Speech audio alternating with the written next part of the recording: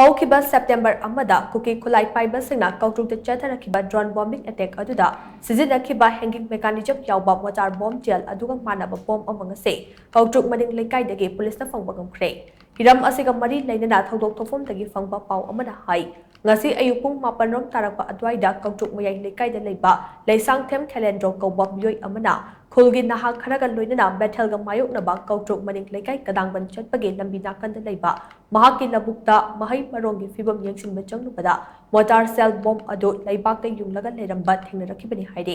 potsak adu bomb oiramba yai haina chunabadagi lamsang police ta pau pikhi pau adu hek phangbaga lamsang police ki team ama laktuna fibam adu yengsinke live bomb oiramba yabagi oithokpa leibadagi lamsang police na Manipur police ke bomb detection and disposal squad ke expert sing kautuna posak adu leibak tawthoklaga yenglubada Pokai Kraba mortar bomb Selgitel Cliff Oramke. Lamsang police na makha chana akoiba mafam singda thiba humbagi thabak chathabada bomb gi splinter amade primer na chingba bomb gi machet kaya amasu recover tawki haina pau asina makha tari.